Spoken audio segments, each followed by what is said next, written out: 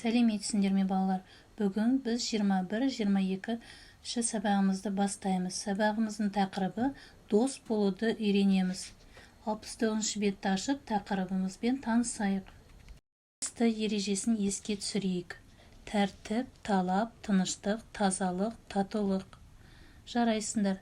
Талапты болу арманым, тыныштық менің таңдауым, тәртіп асқақ ұраным, тазалық менің құмарым, татулықпен отырсақ, сабақ өтер мұғалім. Бүгінгі сабағымыздың дәйек сөзі достықты достық шақырады. Қазақтың ұлы ақыны Абай Құнанбаевтың нақыл сөзі. Ал енді балалар, сабағымызды әрі қарай жалғастыру үшін мына бейнероликке назар аударайық. Жәнібек пен Азамат деген екі дос Сахарада сапар шегіп келе жатып, әлденеге келісе алмай ерегесіп қалады. Жәнібек ашуланып Азаматтың кеудесінен қатты итеріп жібереді. Жәнібектің соққысы жанына батса да Азамат үндемейді. Бірақ құм бетіне Азамат «Бүгін менің жан досым кеудемнен итерді» деп жазады. Содан соң сапарларын ары қарай жалғастырады. Көп замай алдарынан үлкен көл кездеседі. Екеуі суға түсіп, салқындап алуға бекінеді. Суға түскен сол-ақ екен, Азаматтың аяғына балдыр оратылып, тұншыға бастайды. Жәнібек жалма-жан көмекке ұмтылып, оны өлімнен құтқарып қалады. Бір ажалдан аман қалған Азамат өз-өзіне келгесін орнынан тұрып, тасқа ойып, мынандай сөздер жазады.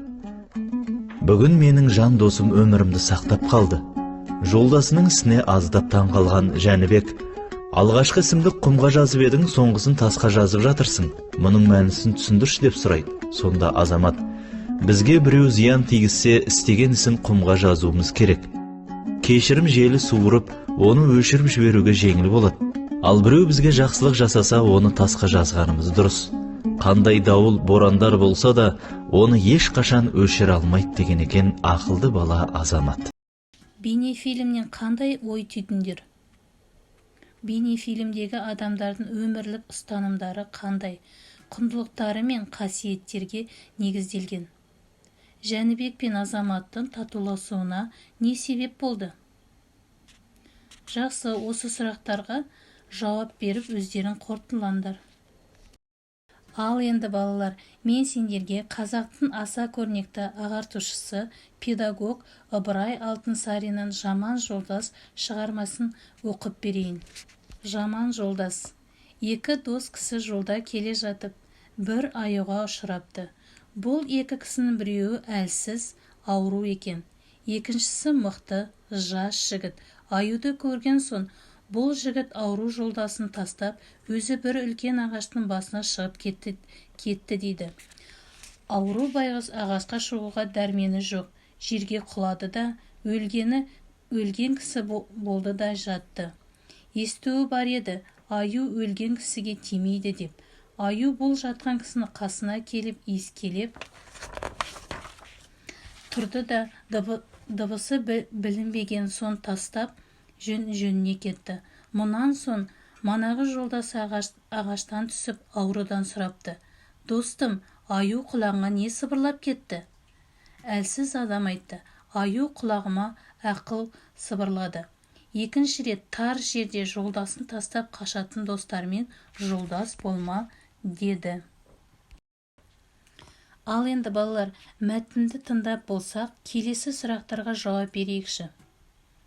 Аю неліктен әлсіз ауру адамға тимейді? Шындығында аю оған сондай ақыл айтты ма? Ауру адамға ақылды сөзді не айтқызып тұр? Осындай қиын жағдайларда өздерін қалай әрекет етер едіңдер? Әрі қарай балалар, алған білімізді бекітіп, шығармашылық жұмыстарды орындайық. Бірінші тапсырма. Адал достық болу үшін не қажет деп ойлайсыңдар? Төмендегі берілген сөздер мен сөз тіркестерін өзің үшін ең маңыздыларын бастап орналастыр. Таңдауларында түсіндіріңдер. Тиісті сөздер мен сөз тіркестері: адалдық, ортақ көз қараста болу, жауапкершілік, қамқорлық, сүйіспеншілік, есептесу, санасу, кешірімділік, қиянат жасамау, ақша, мақтау. Балалар, ары қарай екінші тапсырма. Көп нүктенің орнына тиісті сөздерді қойып, дос туралы мақал-мәтелдерді оқыңдар. Өздерінде мақал-мәтел құрастырыңдар. Енді балалар, бүгін сабағымыздың жаңа ақпаратымен таныс болыңдар. Дана халқымыз досыңды көрсет, кім екенін айтайын дейді. Сондықтан дос дегеніміз сенің айнан, екінші бейнен тәрізді.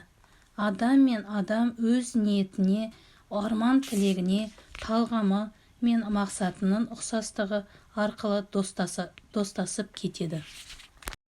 Енді балалар, сабағымызды қорытындылай келе сендерге тілерім, әрдайым достарың көп болсын, адал дос бола біліңдер деп, бүгінгі сыныптастарымен бірге достар әнін бірге айтайық.